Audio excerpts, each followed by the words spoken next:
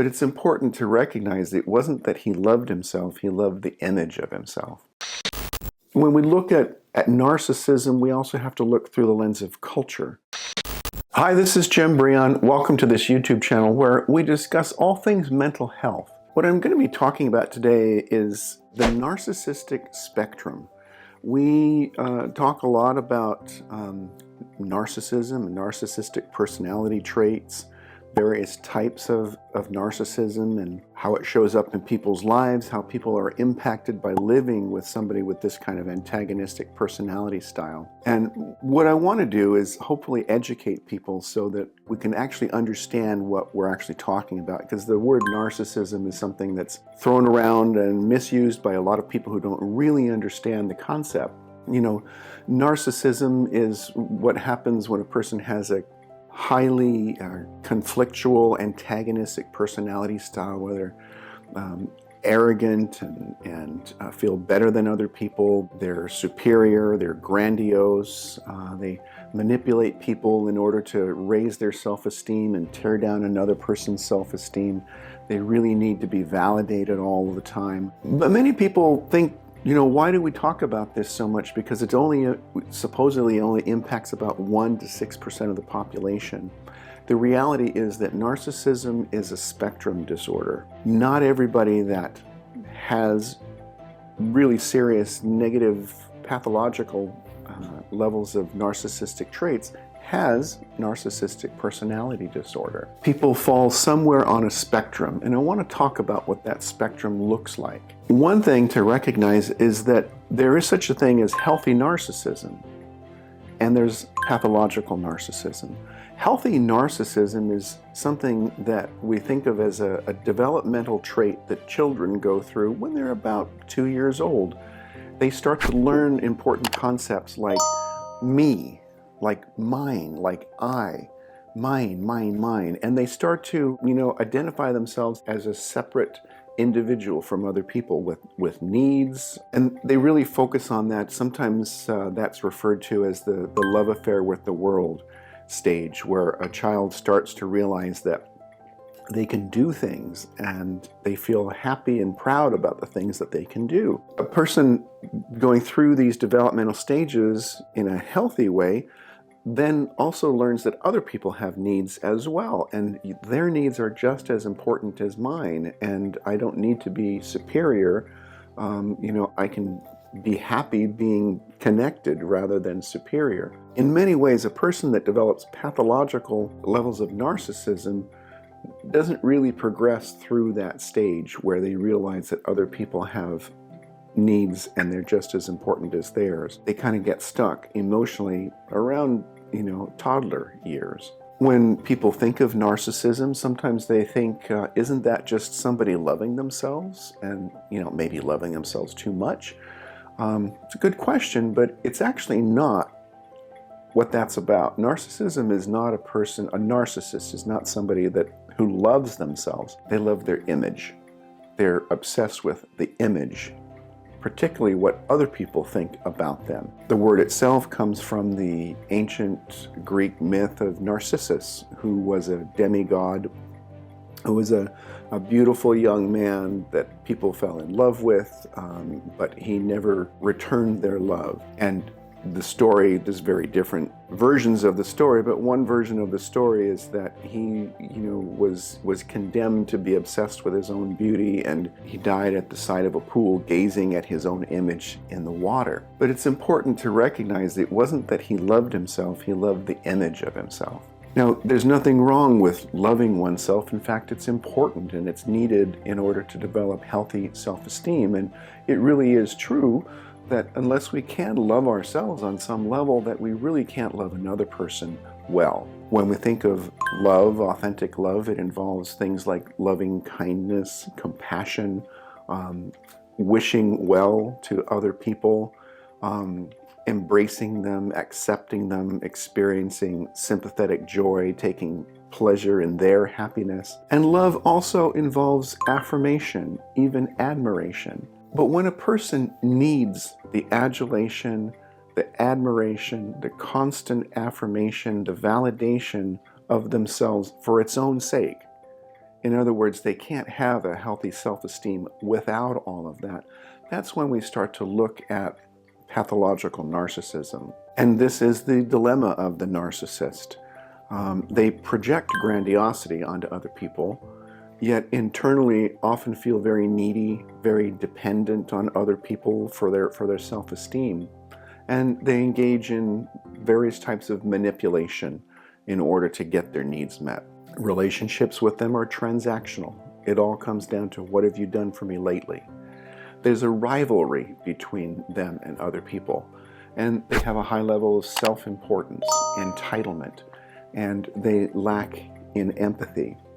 Not completely, but they lack what we think of as emotional and compassionate empathy. They do often have cognitive empathy, meaning that they can tell what makes somebody feel happy, sad, or angry by watching their nonverbal expressions. They just don't feel those emotions with another person, and they don't care about that.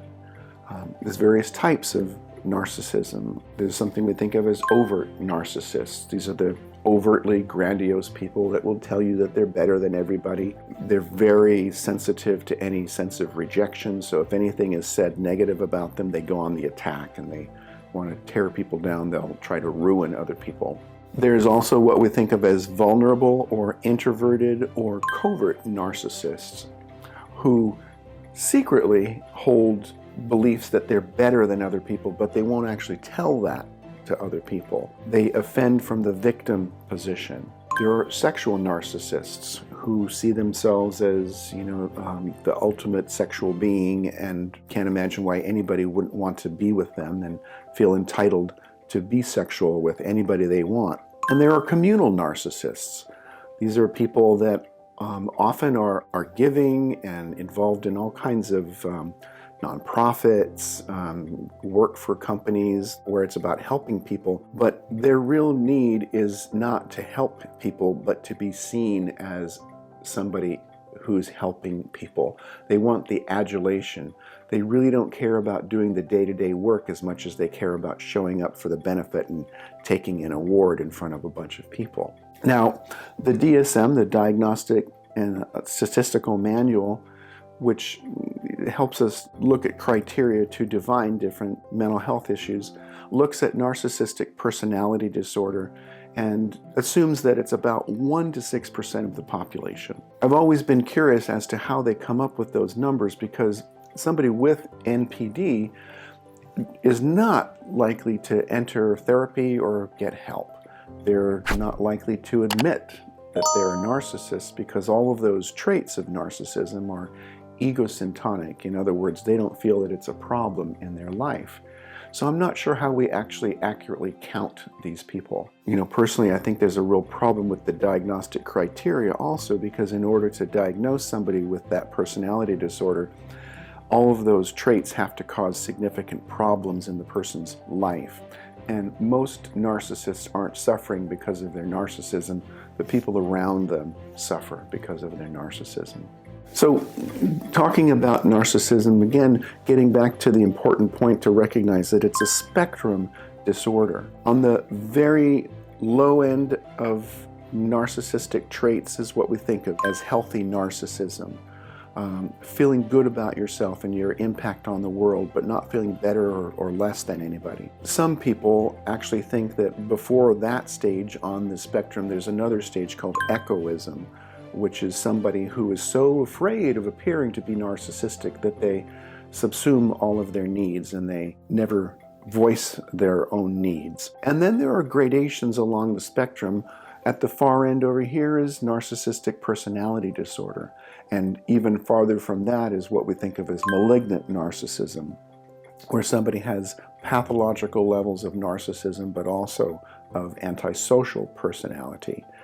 And there are gradations along the way, where somewhere in the middle, somebody can have, a healthy level of narcissism and might actually become more narcissistic at certain times of their life and less narcissistic at other points in their life. And that's something that happens with people as well. But once you start crossing into really sort of an unhealthy pathological level, this is the range that we refer to somebody as a narcissist. So someone that develops pathological levels of narcissistic traits is really somebody that we think of as never having broken out of that childlike egocentricity where the world revolves around them. And that's an important part of character development, is overcoming those early stages and maturing into deeper levels of maturation. It means stepping outside of your inner world and moving past immediate neediness and selfish desires and seeing that other people have needs as well. So in many ways, we can think of pathological narcissists as somebody who's really kind of suffering with arrested development. And it really is also an arrested development in their character and personality. Many people have described them as emotional toddlers because they'll throw temper tantrums when they don't get their way. And when we look at narcissism, we also have to look through the lens of culture, because sadly we live in a culture that promotes narcissism. There's a very strong component of celebrity culture. Social media often promotes narcissism. People create all kinds of accounts on social media just so they can become famous, so that they can become an influencer, so that they can become rich and well known. And in the political and even corporate landscape, narcissism is actually rewarded. People are often promoted in the corporate world when they have high levels of narcissism, because they also have the lack of empathy that's needed in order to make very cutthroat business deals. And they promote themselves. In the world of politics, as we've seen, pathological narcissism is actually admired by some people who have very toxic views of masculinity and control. And what you see throughout time is a pathological narcissist becomes an authoritarian and can cause tremendous damage in a country when they become an unbridled leader without constraints. So understanding that narcissism is a spectrum issue, and that people can range from healthy narcissism to pathological narcissism, I think is a key component of really understanding what this personality style is all about, so that we don't end up labeling people incorrectly.